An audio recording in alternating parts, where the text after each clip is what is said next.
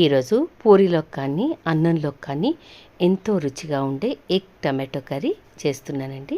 దానికోసం ఒక కడాయి పెట్టుకున్నాను, కొంచెం ఆయిల్ వేసుకున్నాను, కొంచెం జీలకర్ర వేసుకున్నాను, పచ్చిమిర్చి వేసుకున్నాను. ఆయిల్లో పచ్చిమిర్చి మంచిగా ఫ్రై కావాలండి, అప్పుడే ఆ ఫ్లేవర్ అనేది కర్రీకి వస్తుంది. ఇప్పుడు ఒక మీడియం సైజ్ ఆనియన్ కూడా కట్ చేసి వేసుకున్నాను. ఆనియన్ కూడా కొంచెం కలర్ చేంజ్ అయ్యేదాకా ఫ్రై చేసుకోవాలి.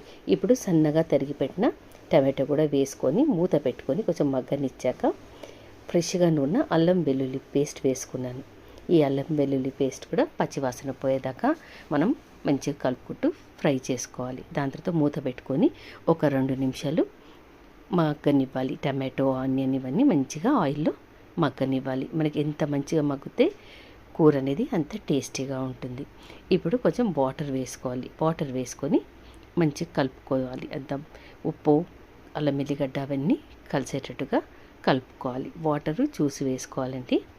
ఇప్పుడు మూత పెట్టుకొని ఈ టమాటో ఆనియన్ అంతా దగ్గరికి అయ్యే వరకు మనము ఇప్పుడు మూత పెట్టుకొని ఈ టమాటో ఆనియన్ దగ్గరికి అయ్యే వరకు ఉడికించుకోవాలి. దాని తర్వాత ఇక్కడ నేను కారము, పసుపు, ధనియాల పొడి వేసాను. కొంచెం సాల్ట్ కూడా వేసి మంచిగా కలుపుకొని చిన్నని మంట మీదనే మనము ఈ కూర అనేది ఉడకనివ్వాలి.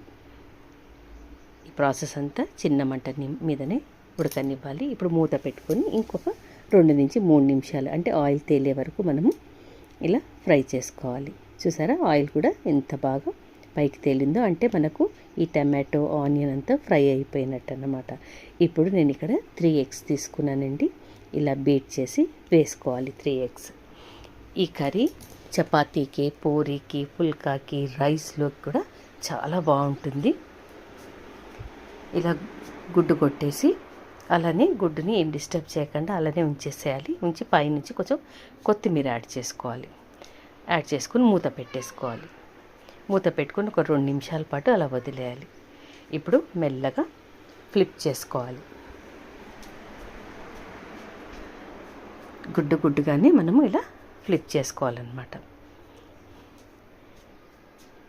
ఇలా ఫ్లిప్ చేసుకొని ఎగ్ ఈ సైడ్ కూడా మంచిగా కాలనివ్వాలి. మూత పెట్టుకొని ఇంకొక నిమిషం పాటు ఎగ్ కాలేదాకా మనం ఫ్రై చేసుకోవాలి. అంతేనండి, ఎంతో టేస్టీ అయిన టమాటో ఎగ్ కర్రీ రెడీ అయిపోయింది. ఈ కర్రీ రైస్లోకి, చపాతీలోకి, పుల్కాలకి చాలా మంచి కాంబినేషన్ అండి.